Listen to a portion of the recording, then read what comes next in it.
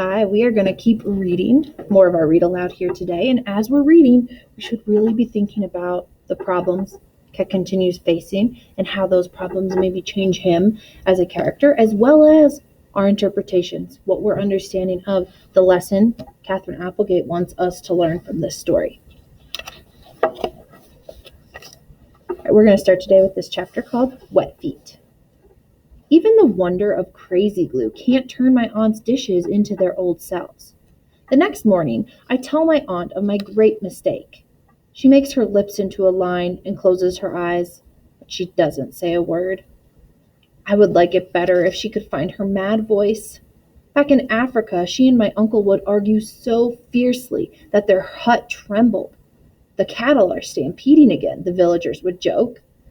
But now I think maybe she is too tired to yell. I'm sure some of you have felt this way before, right? Where your parents, you just want them to be mad. It's almost worse. And they're so disappointed and upset. I know I've felt that way. When Dave comes to visit in the afternoon, I tell him about the broken dishes. He just laughs.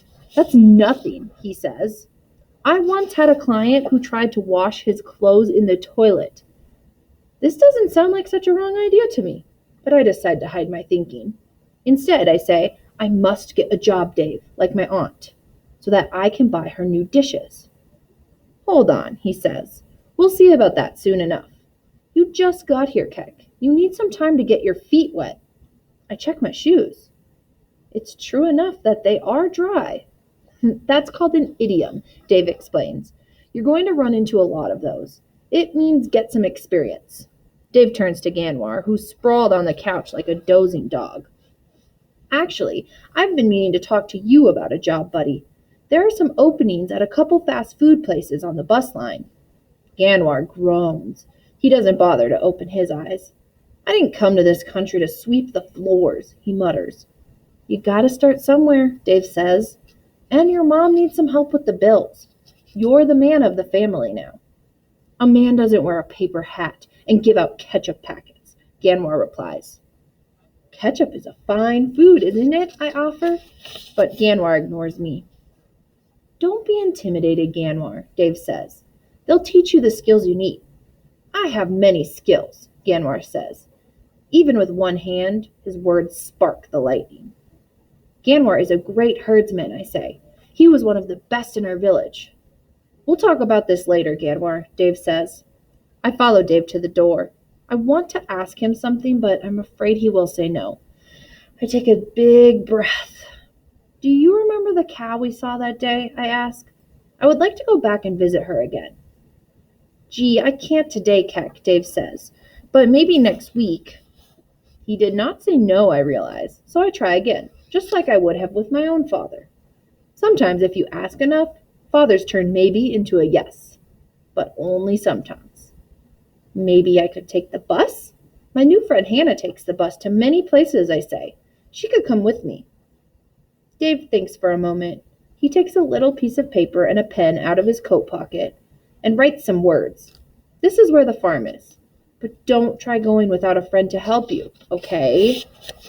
Okay, I say, and I put the paper in the pocket of my jeans. Give her a pat for me, buddy, Dave says as he opens the door. I think he's just being kind, since I'm certain he is not a great lover of cows.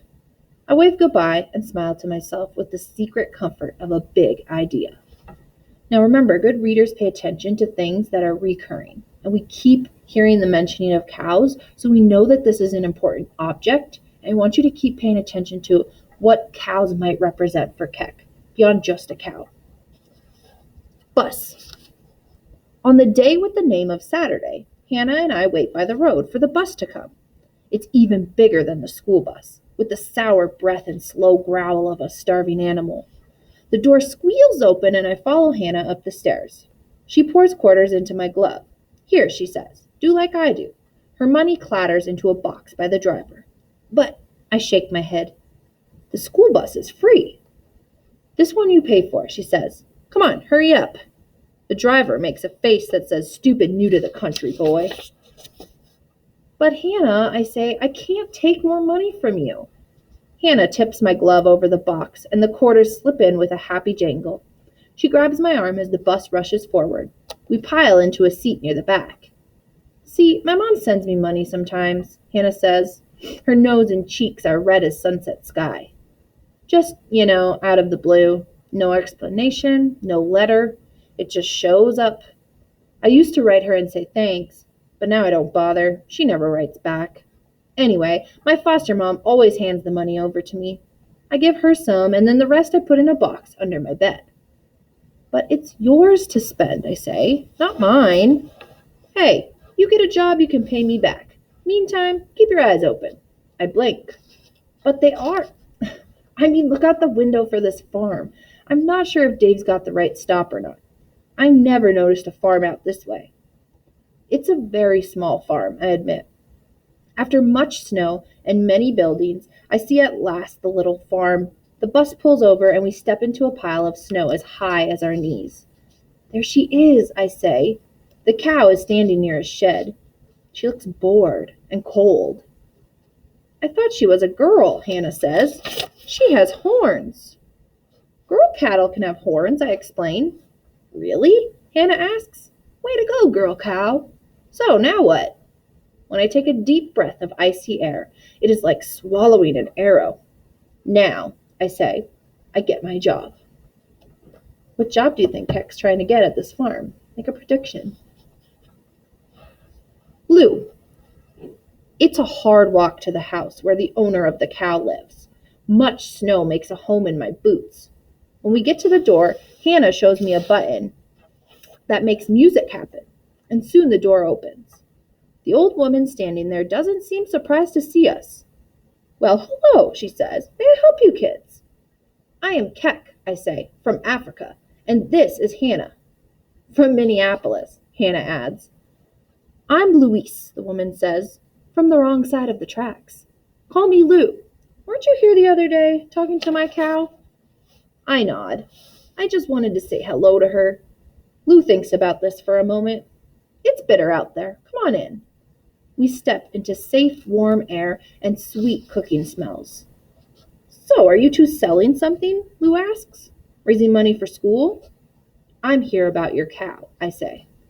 I see. Lou nods slowly. I think that she is not so happy, I say. I try to say it gently so that my words will not sting like an insect. Lou puts her hands on her hips. She's wearing jeans like mine and a big shirt. Her hair is short and silver like a fresh moon. She has many wrinkles to show her great knowledge of the world. You two better sit. This may take some time. Lou points to the kitchen table. I was unaware my cow's depressed, although I'm not entirely surprised. She's seen better days. Lou pushes a plate of cookies in front of us. Chocolate pieces taste like jewels in sand. Please, she says, have some. I don't want to be impolite, so I take 5.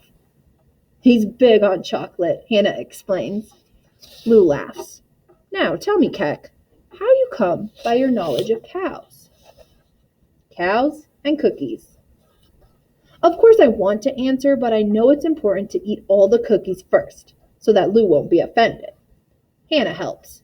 See, Keck just got here from Africa. He's staying with his aunt and cousin, and he accidentally put her dishes in the washing machine, and now he needs some money to buy new ones. And since in Africa his family had lots of cattle, he thought maybe you could use some help. She pauses to take a bite of cookie. And now she can't talk either. Lou says. She goes to the cold tall box to get some milk.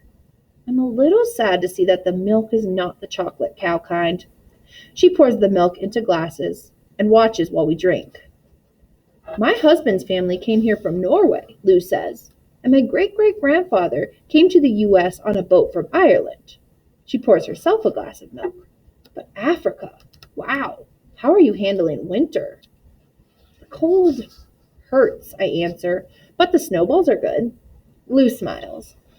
So, tell me why you think my cow is unhappy. It isn't because you don't care well for her, I say quickly. Not as well as I should, Lou says. My husband died last year, and with my achy old bones, I'm having a hard time keeping up. She picks up a cookie but doesn't eat it. I may have to sell the place soon. I had an offer. A good offer, and I have a lot of hospital bills to pay off. I don't know. We'll see. We're all quiet for a moment. So, Lou says at last, what is it you think my old cow is in need of? She needs to be brushed and fed the finest hay. And without other cattle, she's lonely, I answer. She needs someone to talk to her. In my old home, they would laugh at me, but when I talked to the cattle, they would grow calm and easy to hurt. I wait. Maybe my words are broken like my aunt's dishes, chips and shards that will not make a hole. Maybe this Lou will think I am a moron boy. Have another cookie, Keck, says Lou.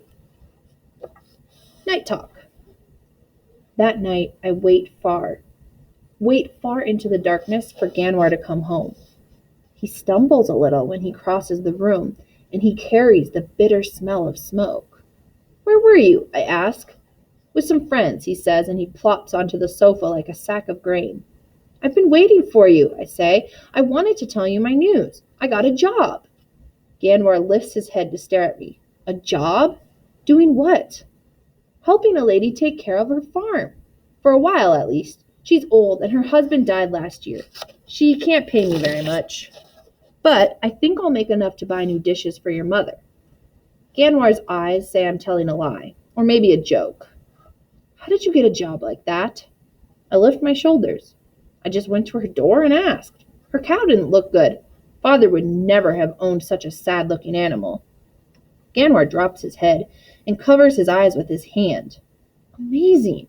You just went to her door? I nod.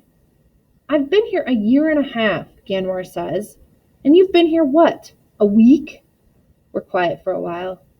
I can hear the cold box humming. I do not want Ganwar to be angry with me. I want him to understand, because he's the only one who can. I miss the cattle, I say at last. I miss moving them, watching them graze, the sun so hot on your back, Father singing. Ganwar doesn't answer. I think maybe I should not talk of days past with my cousin. I cringe, waiting for the heat of his words. Ganwar rubs his eyes. When he speaks, his voice is sad, not angry. I always knew what to do, he says. Morning they'd graze, noon we'd lead them to a stream, afternoon we'd head for home. We always had somewhere to go. Not like here, stuck in the apartment or at school. He sighs. It all made sense. Here, nothing makes sense. Maybe it will, I say. Maybe if we're patient. I hear the fear and hope fighting in my voice. So we're seeing Keck kind of have that struggle, that tension between being fearful and being hopeful. And we're seeing Ganwar really giving up on that. We don't belong here, Keck, Ganwar says. This isn't our country. It never will be. Lots of people come to America from other countries, I say. Miss Hernandez taught us that. Ganwar rolls his eyes. Poor immigrants. Illegal immigrants. Maybe someday we can go home again, I say. The war is older than our fathers were. The war is forever, Ganwar replies. He closes his eyes. Then where do we belong? I ask. I can see that he's sleepy, but I want Ganwar to tell me this one thing. I wait a long time for Ganwar to reply, but he's asleep, snoring softly. I watch his untroubled face. I cannot seem to get up. Ganwar's words lie in my lap like huge rocks. I am not strong enough to move. I sit and sit, waiting for the sleep my cousin has found, wishing for dreams of our old life, of fine, strong cattle, gently complaining like tired children as we guide them safely home. This is a powerful statement right here. Then where do we belong? Think about how we can make a big interpretation about that statement. That's powerful. All right, that is where we are stopping for today.